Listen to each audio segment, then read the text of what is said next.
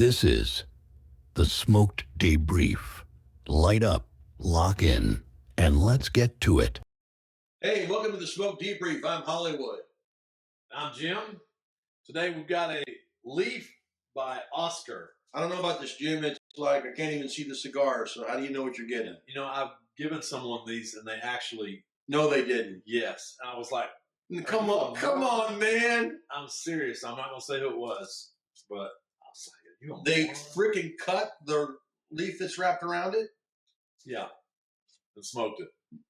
And you didn't say anything? I wasn't there when they did it. I just gave it to them. And later on they said, I didn't enjoy it. Are you supposed to take that thing off of it? Yes. You're Anyway, freaking kidding me. the way that I do like the style of packaging. I mean, it is. It's great presentation, but It is. come on, man. You got to know to take that off. It does come wrapped in a tobacco leaf, and I don't know if you could take these and put them in a tobacco, a pipe, or roll your own. You know, throw you some ganja in there. I don't know, but then it reveals this massive beauty, and I believe 6x60, which is a nice size cigar. Yeah. This is the Connecticut. They have a Connecticut, a Sumatra, and a Corojo. Because as we know, Jim is afraid of any cigar that has any strength to it. It's not true. We've been smoking strengthy cigars. Yeah, because I've been bringing them. True or false? True. The also they have a Maduro. I almost want to cut this and try to smoke it with the leaf on it. The only difference in them is evidently just the wrapper. This is the Connecticut, so it's a Honduran Connecticut Puro, a Honduras binder, a Honduras filler. Which will be interesting because as we know, they put a lot of work in this cigar because not only is there a band on the outside, yeah, there's also a band on the inside of the cigar. It's really cool. I really like the way the presentation. We all know about my predisposition to not like Honduran cigars, but we shall see. You know, I need a light ashtray closer to me, Jim. We're going to have to figure that out. Well, that's mighty kind of you. There you go. You're just a great host. That's right. You know, if you close that, it won't waste so much gas. Is that what they say? Here goes re-entry. You know, I got a blowtorch in the back. you're not a very nice person. I'm surprised you're not lighting your cigars with a matchbook. Houston, this is Apollo 29.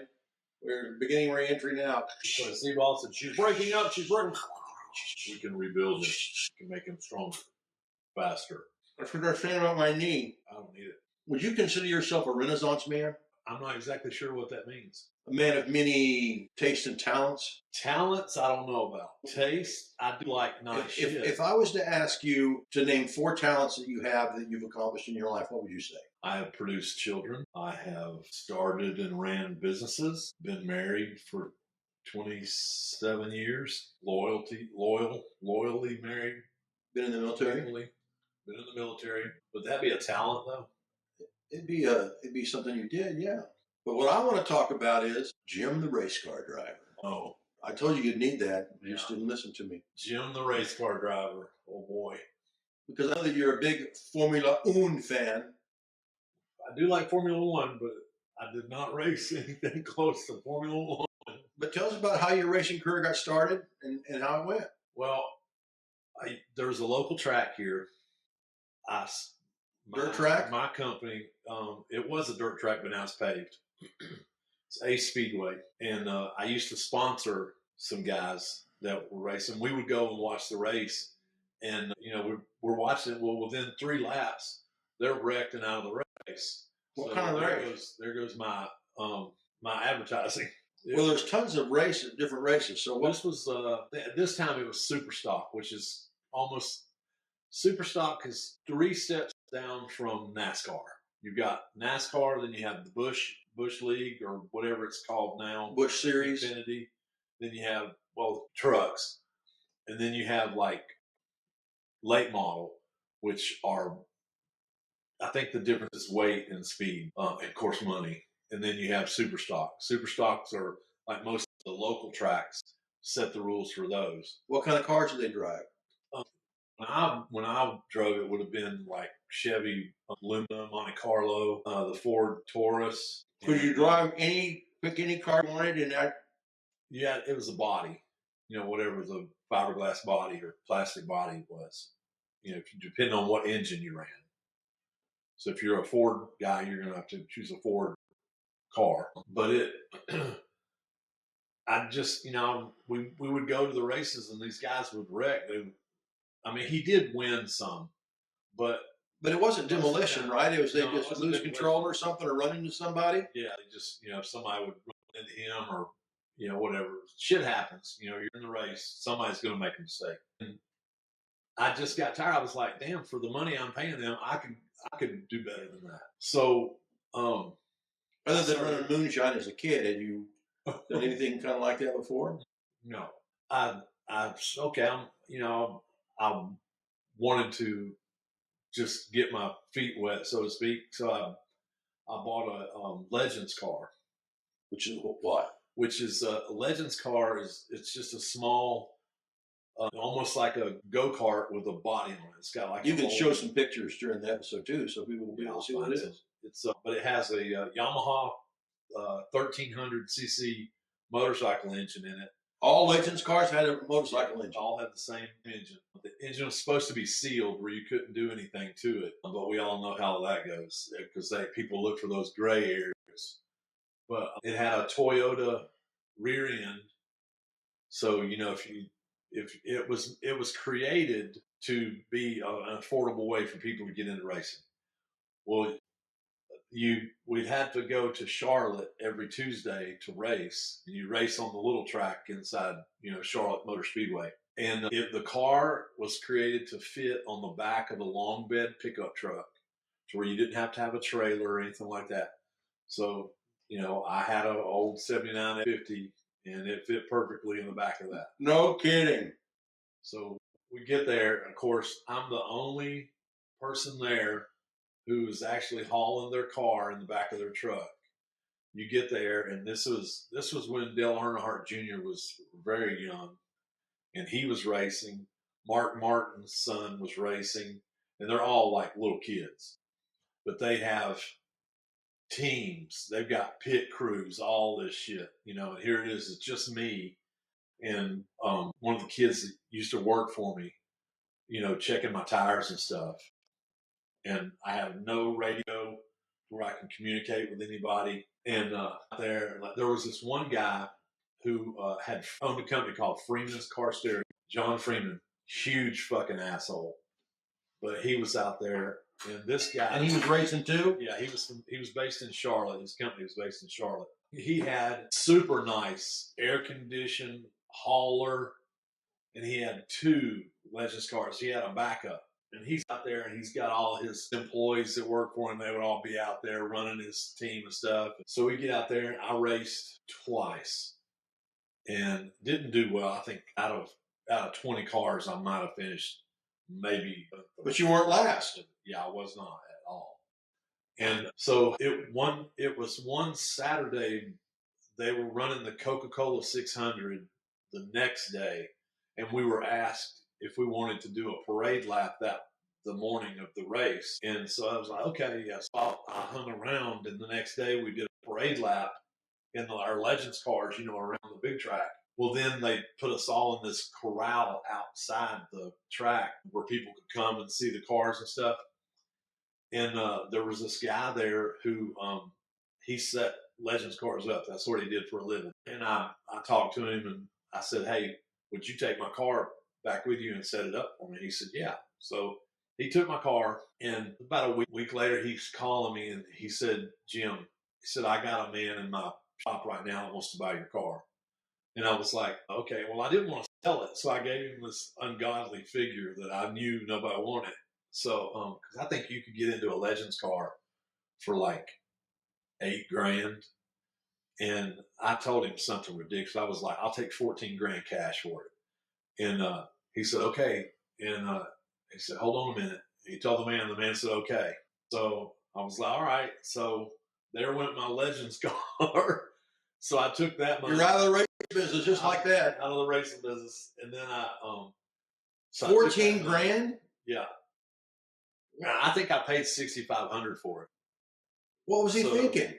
Well, they're rich.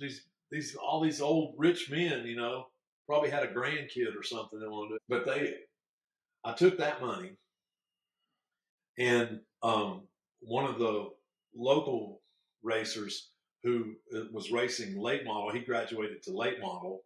He had his old super stock car. So okay, what do you want for it? It had a motor and everything. It was ready to go. And so I bought it from him. I think I gave him $3,000 for it. And had the motor gone through. An engine guy checked out the motor and got over there and started racing. Charlotte again? No, not Charlotte. This is local track here. So local track here did that. Charlotte. So we started racing, and it was definitely a learning experience because I had no radios, and it's extremely hard when you've got your helmet on.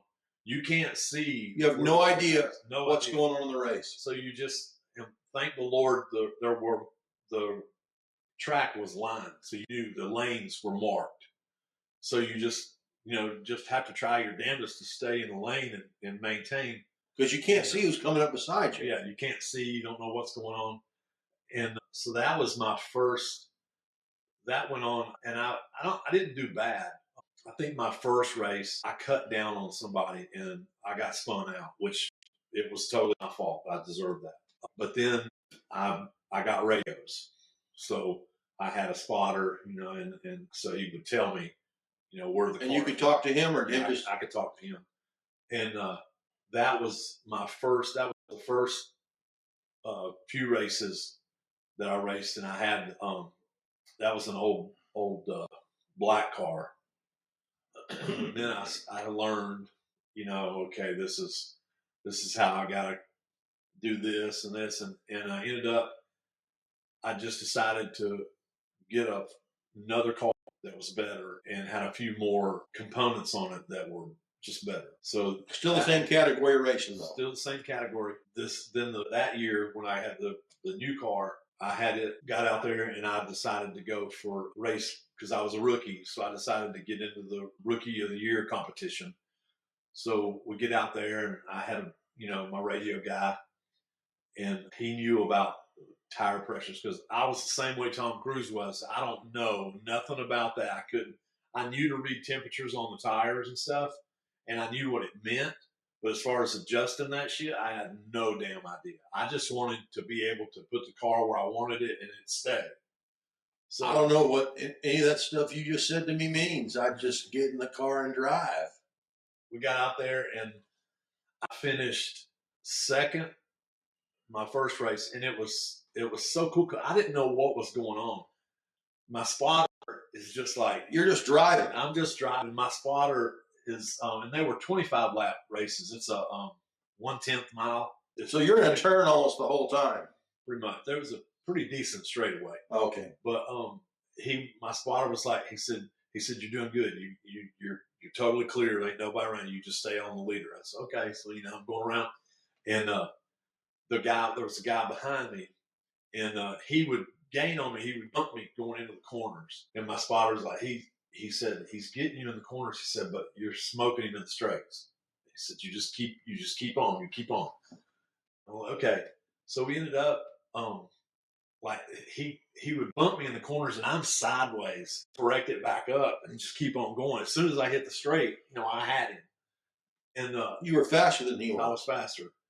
And this was all just experience. He had been racing for years and I had no idea what I was doing. And we got there and finished second in that race. I got rookie of the race for that race. Did you run to his pit after it was over and punch him in the face? No. Then the next race, I got tickled because when I'm going into the pits, at this time I bought a trailer to haul the car and all that. Do you pit during the race or no? You can. 24 laps, right out, flat out. It's all right, unless you have a flat or something like that. But we got there and the guy who ran the gate, the pit entrance, he comes up there and he said, they didn't know you drove a school bus, did they? And I was like, what are you talking about? He said, you took them to school last week. He said, I hope you run like that tonight. So, No shit. yeah, I was like, that's pretty cool. And so They didn't know you drove it. yeah, I ended up, we didn't qualify. We just lined up. They So put us. there was no positions, just wherever you get. Late model, you had to qualify. Okay. But we did. So how did you know who got in what position? You were told this is how you line up. We were racing in, and I think we were running second or third, and got tagged and spun out, and got back. So I think I ended up fourth or fifth. I think there was maybe 16, 17 cars in the whole thing, and it's all just a bunch of good old boys, you know. And I did that, and it was fun. I ended up that season, I was rookie of the year for that season. I finished 7th in points for the year. And I didn't think that was bad for the first time, you know, going out and all that stuff. Then the next year, You get a trophy? got a trophy. Yeah. You have that trophy? Yeah. So there's somewhere. Really? Yeah. And I want to see it right got now. little plaques. I want to see the trophy. Go get it. I think the label's off. Jim Andretti. Oh, yeah. I had no idea Domino's, that he was a race car driver. the Domino's Rookie of the Year, Oh. 1999. Hold it so the camera can see it. Lower it. There you go. Nice. So Rogan's racing. yeah. Oh, it definitely was. So the second year, the car, we totally redid the car. It was orange, and I had purple lettering on it for the shop and all that stuff. And I was my own sponsor. I didn't have sponsors. I footed the bill, which I should have gotten sponsors. No one came up to you after that great Rookie of the Year win and said, No. bastards. Superstock wasn't that big a thing. But there were some people in the crowd watching you? Oh, yeah. I mean, we had a good time, and Courtney and them, you know, Courtney and Carrie, they would all be there watching. And then, Were they worried at all? Yeah. Really? Yeah, then my second year when we with the orange car, I was a lot more confident, and I had this gentleman named Lee Ettinger who owned a computer company in Burlington. He did a lot of corporate computer systems and stuff like that. Well, he liked racing, and I asked him if he would be my crew chief. So that brought where Lee could go over and read the tire temperatures, and he would calculate it in his head and do some math and stuff. And he would go over and adjust on the car and say, okay, take that, let's see what it does. So, and I never wanted to know, because it was just, you know, I didn't want to know what he was doing. But it worked. And we're going around, and one guy that I raced with, I love him to death. Most of the people at the track had told me when I first got there, you watch out for him, because he will take you out on a heartbeat. He will screw you over to win. Well, when I met him, we became good friends, and he was not like that at all. It was all respectful, everything. I mean, but I knew not to cross him. And he was a damn good driver. He had won the championships because he raced there forever. So he had like 8 or 9 championships under his belt for the local track, you know. But super nice guy, love him to death. But we get out there, and this was Dodge, when Dodge got back into racing. So the Dodge company, Chrysler, was paying for People to drive Dodge cars? Yeah, small local tracks to do and they had an engine program wherein Dodge is, you know, pretty much throwing everything they can, because it was helping them do research for NASCAR and all that other stuff. And there was this one kid, you know, Don't forget your cigar. one guy, he had this Dodge, and it was nice. I think it was Intruder. I think that was the car. Intrepid or whatever the Dodge.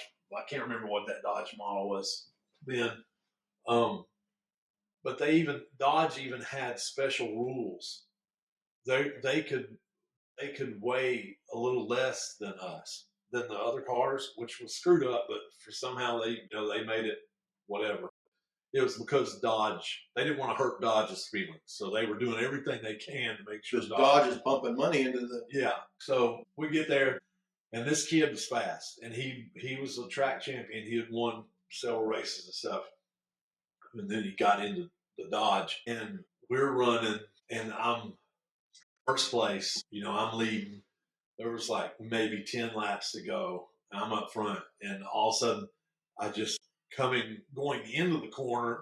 Then we hit the middle of the corner, and when I'm coming out, I just feel the back end of my car getting lifted up, and then he would back off and drop it. Well, he did this, and my spotter's like, he's on your ass, but you got him in the straight. Okay, so we come around, and he did that every lap. We're coming out of turn 3, and he's right up under me, and he's picking the rear end of my car up. By getting so close to you. Yeah, and dropping the car. So it's a hell of a damn knock on the motor and the transmission. Well, I mean, we're just running. They say the engine runs best right before it blows. And I mean, it was insane because we're doing so good. My spotter's like, you are doing great, man. Just keep on. Just a few more laps. And we'll come out of turn 3, and he did the same thing. And then all of a sudden, everything, it just went quiet. And just nothing but silence. And my spotter's like, what's wrong? What's wrong? And I'm like, it's not doing anything. It's dead. So I coasted up to the top of the track to get out of the way of traffic. And they pulled the car in, and the engine had not only blown, but it had a crack from the engine block all the way through where the manual transmission was. Everything, just one good sized crack all the way through. So that was new engine, new transmission, all that shit. But what he was doing, was that legal? Oh yeah, everybody did that shit. And because he was the Dodge boy, he was track favorite, so he got away with a lot of shit. And everybody knows it. So you had to get a new engine. Had to get a new engine, and I went to Asheboro. Was where I think it was Asheboro. I can't remember. There was a race place that did transmissions, and it was like a Muncie T10 transmission. They all straight drive. They all use it. This time NASCAR used that too. Well, we got there when I went down there, and I was like, I need to get a transmission. This is what I'm running, and the guys, and I said, and this was on a Monday, and I said, I need it because I'm racing again Friday. And the guy's like, he said, there's no way I can get anything for you. And he looked, he pointed, he said, I got all these NASCAR stuff to do. And he said, I just can't get you done that time. Well, one of, like Jeff Gordon's team guys was in there, and he said something. He said, don't we have some spares back there for short tracks? And the guy's like, yeah, there's a couple. He's selling one of them. So I was like, okay. So, and they had a really mean first gear. So once they did it and we got it set up, we went and practiced and everything, I could be, usually when they would start the race, they start us with a rolling start. So we're going around. Almost in second. All of us, yeah, we're all even. And then green flag, and you just lay it down. Well, most of the time you're in first.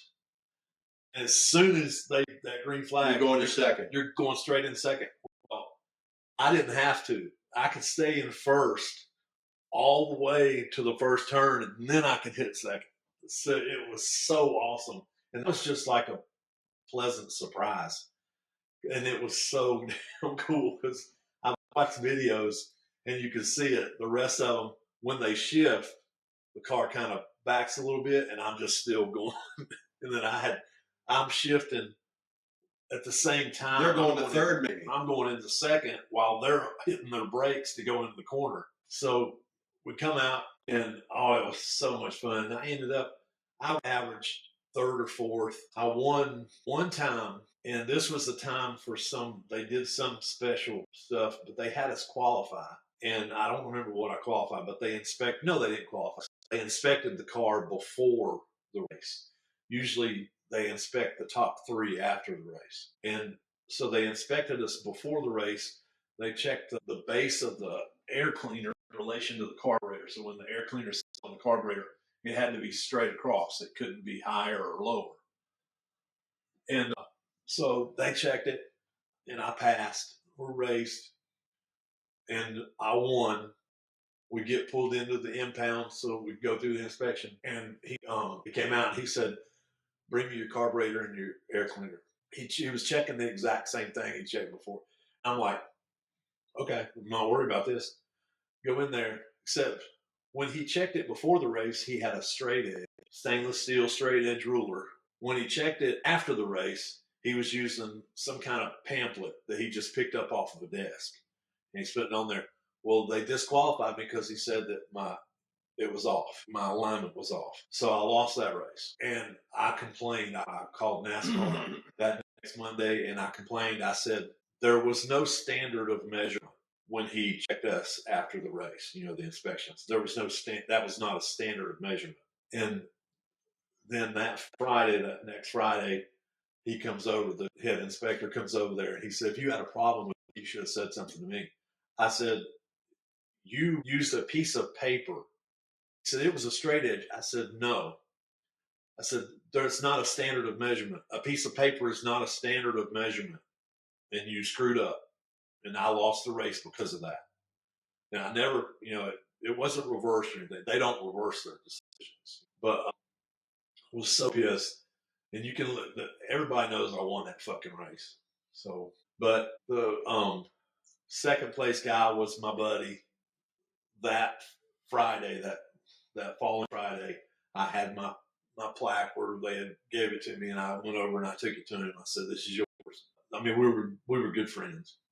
It was just so disheartening. And then we just kept. I started losing. Started where I wasn't having fun anymore because I realized the track owners had favorites, the track officials had favorites, and they could be bought.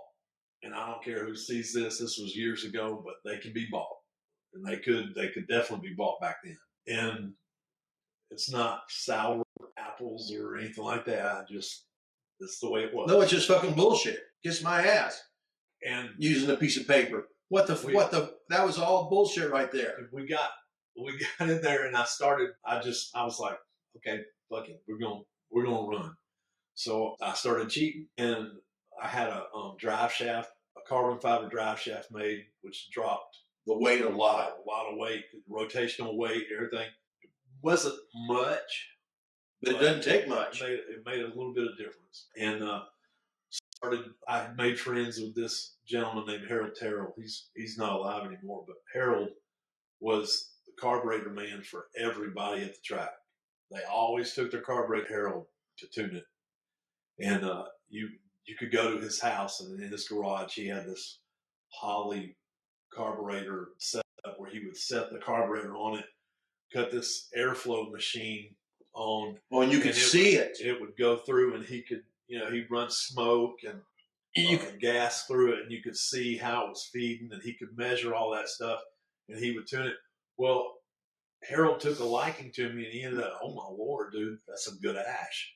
I like a good ash. Yeah. But Harold took a liking to me for some reason, and he got on my crew, so he was there helping us.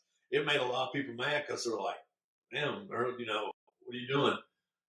And Harold always had some kind of... Harold's like, kiss my ass. Don't come to me then. Go to somebody else. He always had some kind of chemical. Some mojo.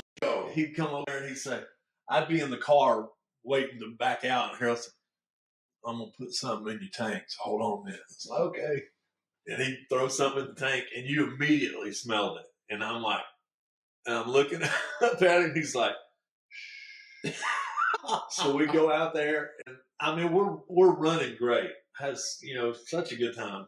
Got down to the last few races, last 5 races. You're having fun again though, because you got Harold having fun because we were doing it to have fun. Everybody was having a good time. I just wasn't trying to win. Didn't care about winning, just driving, having a good time. And got into I got spun out coming out of turn 4, right on the main stretch, and it had been a long green stretch, so everybody was up to speed.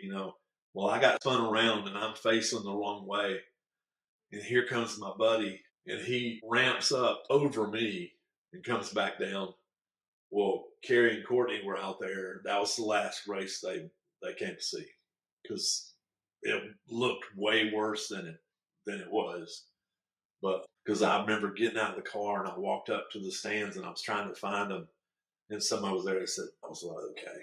And Carrie, when I got home, Carrie said, we're not coming to another race. We can't watch that.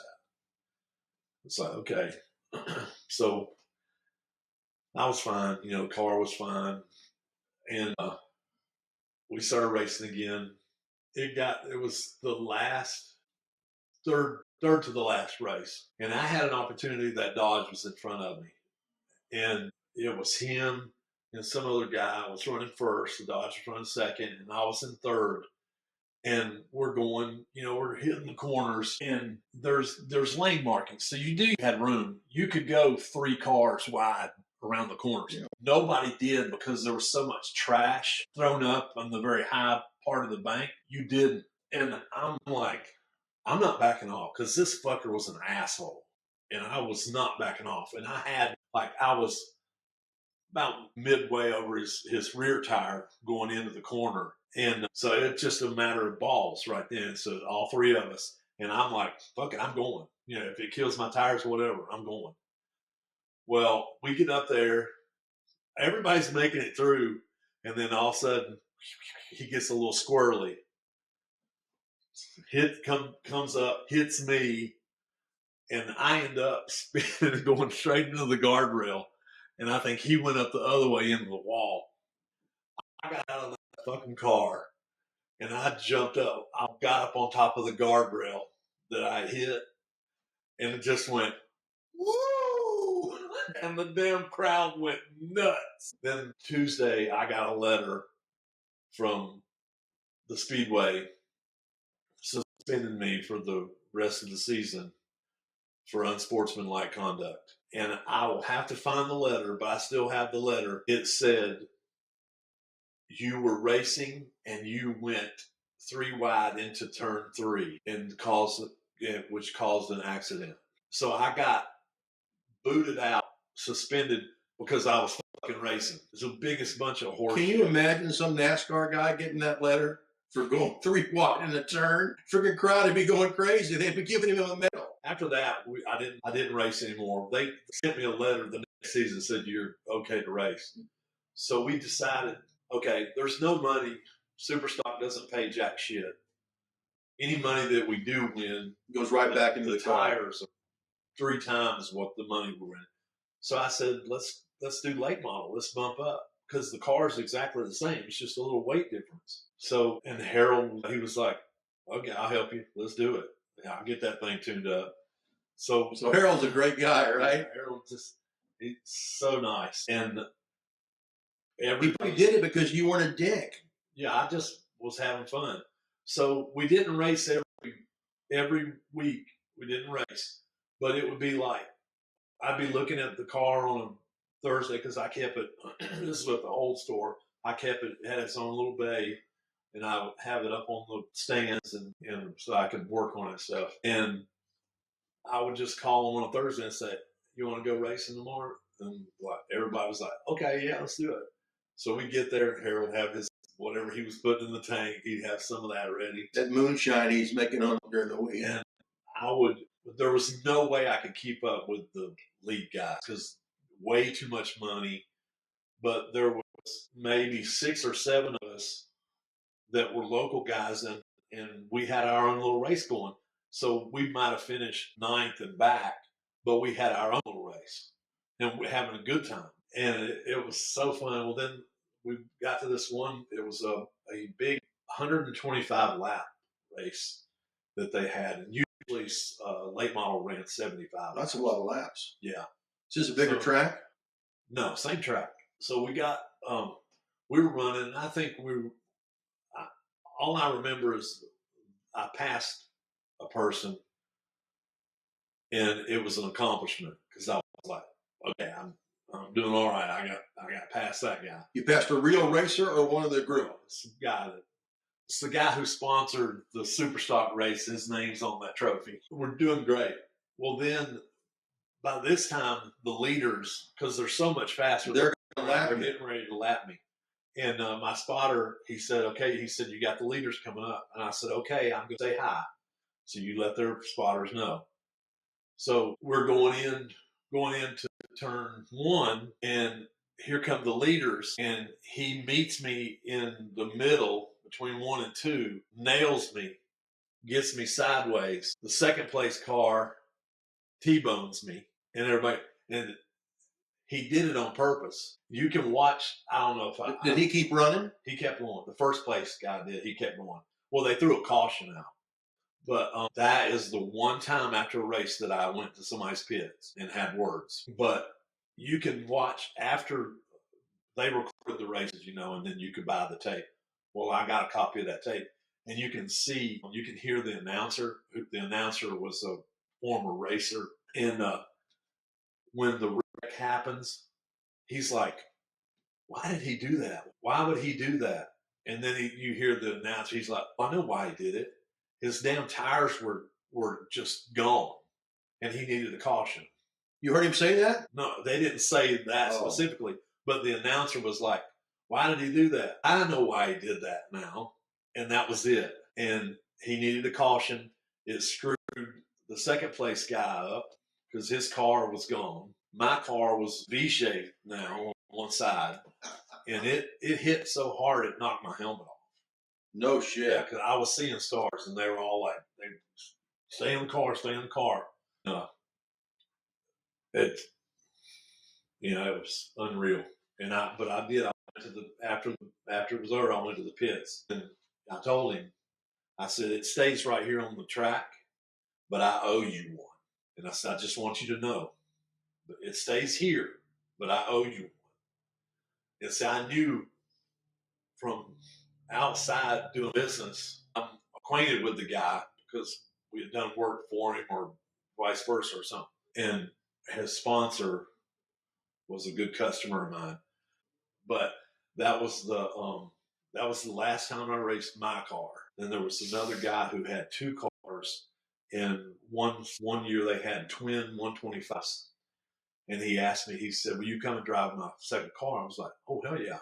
So get out there and doing real well, and until somebody gets into me, they bump me, and all of his spotter, he's racing, and he gets on the radio, like, Jim, I need you to just go and park the car. It's like, okay, and his spotters are like, that wasn't Jim's fault.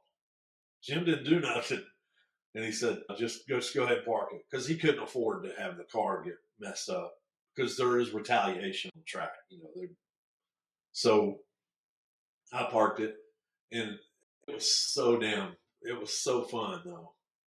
And just to be out there, just to run, just to have fun, just get out there, and we enjoyed it. And that's when my wreck car was put on the trailer, and when I changed locations, it stayed on the trailer.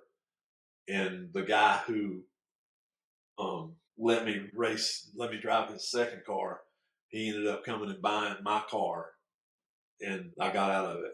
And I'm afraid if I go over there to that racetrack and I smell that gas, that racing gas, it's addictive. But now I want to go VIR.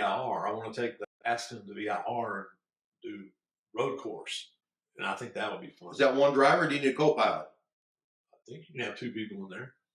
I'll go with you, buddy. Kind of fun. Aston has track day over there sometimes. And you can go, the Aston Martin owners group, they rent the track, and then we can all go over and take laps and stuff. A big course? Yeah. It's a road course. Yeah. VIR? Yeah. It's the course Paul Newman said it's heaven on earth when he raced there. Really? So that was my racing adventure. I really wish I had that money back, because when I think about it, how much money? It was more of an ego. Oh, dude, I had credit cards and stuff too, so it was easy to spend it. When you just put it on a card. I kind of neglected, the wife and kids, and just for my personal whim. Ashdown, I didn't realize it until afterwards. hindsight's 2020, but Yeah, it is. But yeah, it happens. That's how we grow. We learn. I'm immature as fuck. So it's like, I didn't have shit when I was growing up, and it's like, my mom told Carrie his daddy promised him a whole lot of stuff when they were growing up, when he was growing up, and never followed through. So when I do something and I buy things and stuff, I'm making up for that because I won't do something that will affect paying bills or something that's going to affect my livelihood or something. But if I want something and I can afford it, I would get it. I'm not rich or anything. It might be something I have to save up for, like my car. I'm not rich, but I planned, and I guess I manifested it because and I'm a big believer in that. Yeah. If you want to be successful, you've got to get that mindset right. And I told Carrie, I remember when I found that car, I started doing all the checking and I knew what it was going to cost and all this. And I checked about maintenance, what kind of maintenance one, what kind of motor was in it, all this stuff, because I'm going to have to be working on that shit and I'm not getting rid of it. So I went in and told Carrie, I said, baby, I guess I manifested this thing because I want to go get it. And she's like, okay, whatever you're going to do. And so I went and got it. I'd love to get her something, but she's perfectly happy with her ride. The TRX? Is that what it is? The TRD. TRD. The TRD Pro 4Runner. What's the TRD stand for? Toyota Race Development or Division or some shit like that. I'm sure there's probably some Toyota guy out there that hollering, that's not what it stands for. That's our job. Our job is to incite people when we quote only the information and knowledge we have and don't give a shit about it. I mean, we don't. That's the best part about the show is that, we know a little bit about everything. But like you get the comments like, of course, after I got the car, you get the comments like, damn, maybe I need to go in the coffee business. Yeah, maybe you should, because I didn't do jack shit before I opened up a coffee shop. Never had a dime. Never did. Coffee shop was given to you. You didn't work for it. You didn't have. You didn't. And I remember my one client that I still do stuff for. Who I have to admit it. If I didn't, I would not be able to do some of the things if he hadn't been my client, because he allowed me. He gave me free reign to do stuff. And he paid the bills. And when I flew to Fort Lauderdale to pick that car up, they had a Rolls Royce in there, and I took a picture of it and I texted it to him, and I said, "It's got your name all over it, bro." And he texted back. He said, "What do they want for it?" And he said, "What are you doing in Fort Lauderdale?" And I said, "I'm picking out my dream car." And his reply was, "Good for you, bro. You deserve it." And he could have said anything, but he said that. And then he sends me a picture of his Bentley SUV that he just bought. I think he was on the other side of Florida, Treasure Island. Mm-hmm. I think that's on the Gulf part. Yeah. Gulf of America? Yeah. That's where he's living. People are funny because, people never appreciate a skill or something that you've done. Like them saying to you, it's just jealous. I should get into the coffee business. People say to me all the time, whenever, how much are you? And I tell them, well, I can get a guy for $17 an hour to come do that. Knock yourself out. Well, then fucking call up your $17 an hour guy and have him come do it. All right? And then when you call me to fix the problem that this guy did, my price is going to be 50% more. Yeah. You heard that story about the old man in the boat? Yeah, it was stuck. The engine wouldn't start. And he went down there and walked around after all these other people were trying to fix it, pulls out a hammer, hits something with a hammer, and it cranked it up. And then he goes, how much is your bill? He's like, $30,000. Like, $30,000? We could have bought a hammer They said they wanted it atomized. Yeah. Hammer. The hammer was like $6. 30 years of experience. Knowing where to hit it. Right.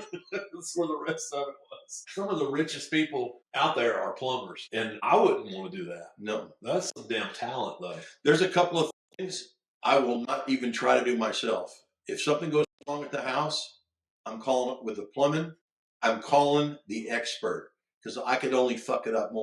Yeah, I will run pipe, but as far as installing toilets and stuff like that, no. I learned we had an incident where something happened to the city system, and like the sewage from the neighborhood backed up and came into our bathrooms at the house. And this was right after we had just moved into this house, and I'm getting a phone call. Gary's like, there is shit all over our bathrooms. It has come up through the drain. It is everywhere. And I'm like, okay, babe.